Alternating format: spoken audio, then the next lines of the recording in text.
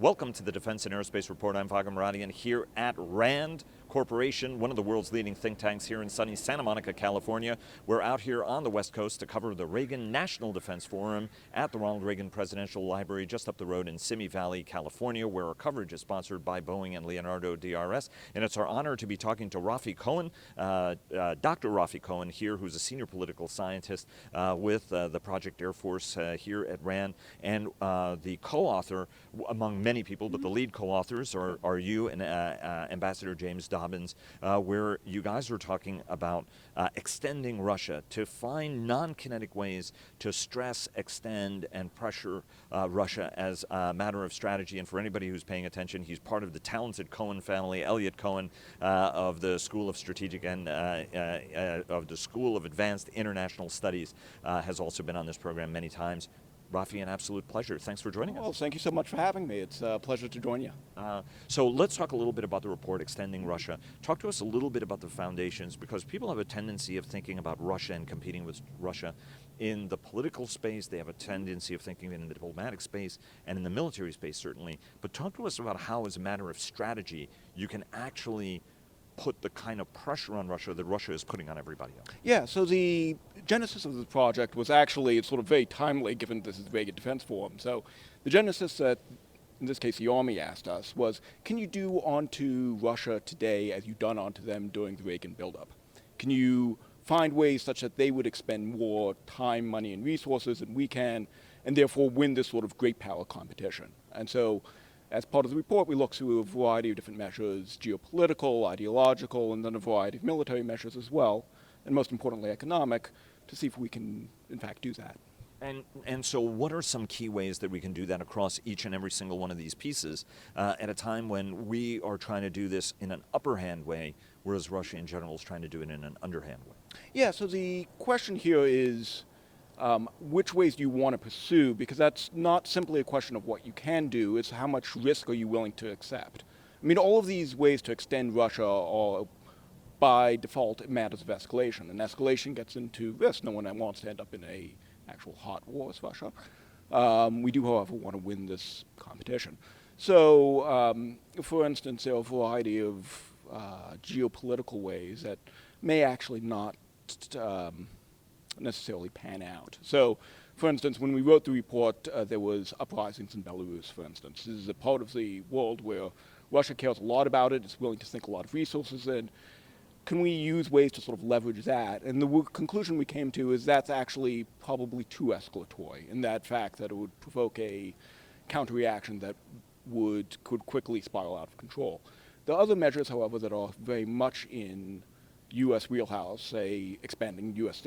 energy production, which is something we would want to do anyway. It would undercut Russian energy markets. Oh, by the way, it also has positive sort of second-order effects for some of our other adversaries that are somewhat more potential. And I can go talk through each of these in turn, if you like. Yeah, please walk us through each one of these, because I think that some of the folks who are watching and listening, whether they're in policy positions around the world or in military offices, are trying to sort of get a sense on how this competition plays out and how to gain the upper hand on it in each of these categories. Sure. So let's talk a little bit about military measures.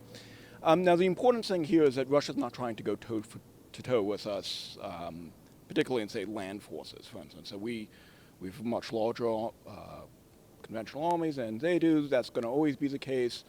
And there's a variety of different measures that we may want to do to sort of stress that, say increase U.S. posture in Europe, which we may want to do for deterrence purposes. It may not necessarily provoke the same sort of reaction that on the Russian side, such that they would expend resources. There are, however, military measures that would. For instance, we know that Russia has invested a lot in its integrated air and missile defense systems. For a variety of reasons, we want to stress that. So building longer-range home missiles, for instance, is sort of a way that we would actually be interested in doing already. There's good reasons to believe that getting an extended-range home missile would actually cost more for Russia to counter than for us to produce, and something that we would want to do anyhow. A classic cost imposition strategy. Classic cost imposition strategy. And indeed, when we talk a lot about the military measures, we're talking about cost imposition strategies. On the geopolitical front, I think the area that we found that would be most fruitful would be a topic that's very much on the news for today, lethal aid to Ukraine. The Russians care a whole lot more about Ukraine than, in the grand scheme of things, the United States does. They were willing to spend a lot of resources there, and it's something that we would want to do anyhow for good allies and partnership reasons as well. So that would be a cost imposition strategy. I already talked a little bit about the economic front. And then finally on the ideological front, this was sort of a matter of debate. Do you want to run some sort of information campaign vis-a-vis Russia as a measure to force them to rethink their disinformation campaign towards the United States? And particularly some of my co-authors felt very strongly that this is actually the key point of leverage that you have over the Russians, such that you can win that competition and get them to stop meddling in U.S. domestic politics. How important is, again, talking about the Reagan Forum, right? Ronald Reagan was very, very firm to call it the evil empire. I remember my relatives, Ronald Reagan became a hero to my relatives who were living in Soviet Armenia the minute he said that, because they said we understood that there was somebody who understood the vileness of the system in which we lived. So the voice of an American president and leader can be very important to this. Is it, from your standpoint, problematic that we don't have an administration that, from the very top, speaks with as firm of a voice on the importance of human rights, on the importance of freedom and democracy? So I'm going to bracket that question, being that RAND is a nonpartisan institution. I will, however, say that there is a variety of ways that you can force Russia to take a harder line, and I think of ways that I think you can impose costs on them. By calling out already clear problems within the Russian system, including its lack of respect for human rights, including its corruption, beginning at the very top. All of these is a form of cost imposition, and frankly ones that I think there's a good case to be made for. That would be sort of natural counter-argument to Russian interference in domestic politics.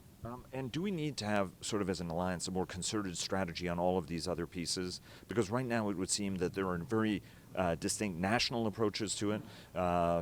France, for example, wants to do a little bit more outreach to Putin, for example, than other nations do. Certainly that alarms the Baltics. Do we need to have some sort of a much more coherent whole of government, and I know that there are some people who snicker at that, but actually whole of government strategies, because Russia very much is using a whole of government strategy, as is China against the United States and its allies. Yeah, so it's a whole of government strategy in the sense that, particularly on the economic front, the levers are not primarily DoD levers.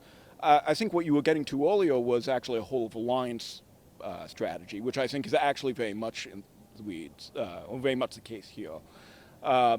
The key thing here is that to operate inside Europe, you need to cross national boundaries. Moreover, any sort of cost imposition strategy, the frontline states are not going to be the United States, it's going to be Europe. So it's key to sort of make sure that we are arm in arm with our NATO allies and other partners in the region going forward, because that's the only way this is actually going to work and be successful. Dr. Raphael Cohen, who, along with Ambassador James Dobbins, are the lead co-authors of the RAND report, Extending Russia. Absolutely fascinating piece of work, Raphael. Best of luck on it. Enjoy the conference, and look forward to staying in touch. All the best. Thank you so much.